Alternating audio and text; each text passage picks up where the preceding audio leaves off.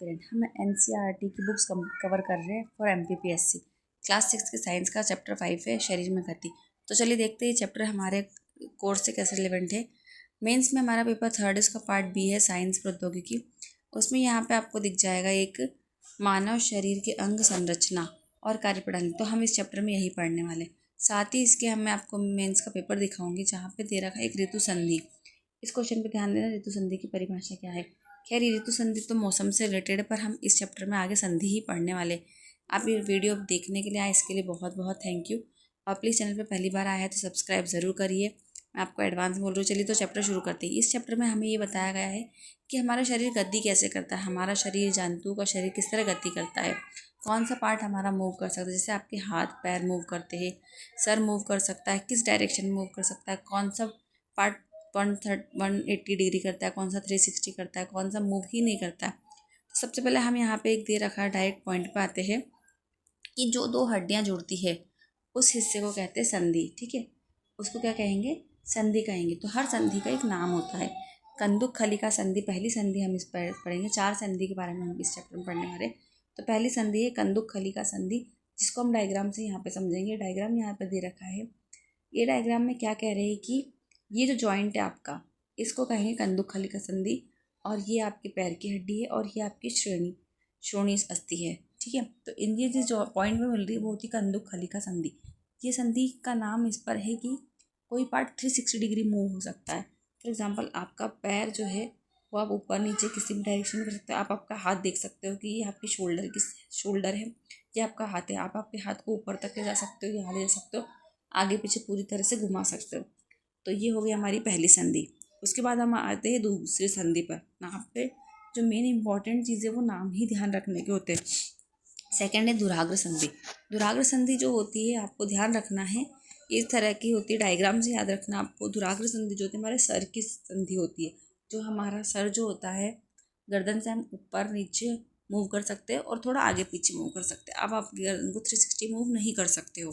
ठीक है, तीसरी संधि होती है हिंज संधि। हिंज संधि कैसी होती है, जो 180 होती है। जैसे हम दरवाजे का गेट खोलते हैं, हमारे हाथ कोहनी की तरफ से जो मुड़ते हैं, ये देखिए कोहनी की तरफ से हमारे हाथों का मुड़ना और घुटनों का मुड़ना, ये दो संधि क्या कहलाती है, हमारी हिंज संधि। ठीक है, इसके बाद आती है हमारी अचल संधि। अचल संधि ऐसा पार्ट जो जॉइंट तो है पर मूवमेंट नहीं कर रहा है। तो ये हमारा होता है, हमारा जो जबड़ा होता है हमारे शरीर में ऊपर का हिस्सा। तो जैसे हम बोलते हैं तो हमारा ऊपर का जबड़ा है वो ऊपर की तरफ ही मूव करेगा, ऐसा नहीं कि सर से अलग की तरफ जाएगा। तो ये होती है हमारी अचल संधि। ठीक है, तो यहाँ पे एक डायग्राम दे रखा है टखने और घुटने की संधि का एक्सरे। ठीक है, तो ये 4 संधि हमने पढ़ ली। इसके बाद हमने अस्थि देख लिया कि अस्थि क्या होती है। अस्थि मतलब हमारी हड्डियाँ होती है। अब उसका एक जो कुछ सेट भी बने होते हैं। एक तो पूरा कंकाल होता है, ये आपके हाथों की उंगलियों की हड्डियाँ हो गई है। ये देख सकते हो आप पसली पिंजर। पसली पिंजर मतलब ये आपका जो पसलियों का, इसके अंदर सारे आपके इंपॉर्टेंट ऑर्गन होते हैं। जैसे आपका हार्ट हो गया, लंग्स हो गया, पेट हो गया, ये सारी चीज़ें इसमें पसली पिंजर। इसमें कुछ क्या होता है, इसको पसली पिंजर कहते हैं। और 12 पसलियाँ होती है इसकी दोनों तरफ, पक्ष के 12 उंगलियाँ, 12 हड्डियाँ होती है। ये आपकी रीढ़ की हड्डी होती है। ठीक है, जिसको मेरुदंड कहते हैं। ठीक है, ये होती है आपकी 33। ये भी ध्यान रखना, जितनी ज़्यादा हड्डियाँ, जितने ज़्यादा जॉइंट है, उतना ही ये चीज़ें फ्लेक्सिबल होती है। क्लियर है। उसके बाद यहाँ पे आती है कंधे की अस्थि। ये देखिए आप, इसमें यहाँ पे आपको पसली भी दिख रही है और कंधे की दिख रही है और यहाँ पे ये जॉइंट दिख रहा है। ठीक है, उसके बाद नेक्स्ट है श्रोणि अस्थि, जिसका भी हमने ऊपर डायग्राम देखा था। यहाँ से इस तरह से ये जुड़ी हुई होती है।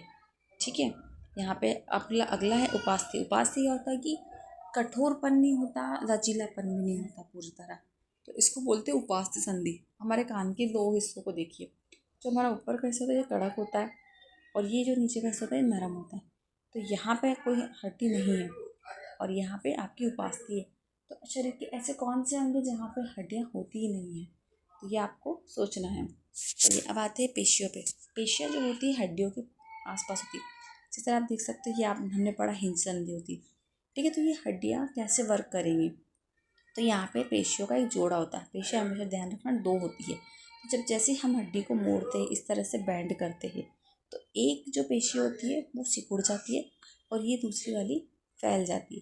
तो इन दोनों के, एक के सिकुड़ने और एक के फैलने से हमारे मूवमेंट हो पाते हैं। ठीक है, तो यही चीज़ हमको पढ़नी थी इस चैप्टर में। खास 3 ही चीज़ थी, असंधि, अस्थि, उपास्थि और ये आपकी पेशियाँ। तो वीडियो में बने रहने के लिए थैंक यू। आगे जहाँ पे जंतुओं की चाल दे रखी, तो ये आपके कोर्स से रिलेवेंट नहीं है, तो इसको हम नहीं पढ़ेंगे। जितना टाइम था हमने काफ़ी सारी काम की चीज़ें समझ ली। बस आप इतना ही याद रखिएगा और प्लीज़ वीडियो में चैनल को लाइक ज़रूर, वीडियो को लाइक कीजिए, चैनल को सब्सक्राइब कीजिए। और ये लास्ट में मैं बता रही हूँ आपको कुछ कि मस्तिष्क, जीभ, आँखें, कान, गुर्दे, फेफड़े, पेट, जिगर, त्वचा और आंतें जैसे कुछ अंग होते हैं जिनमें हड्डियाँ नहीं होती हैं। ठीक है, thank you for watching. Please subscribe channel.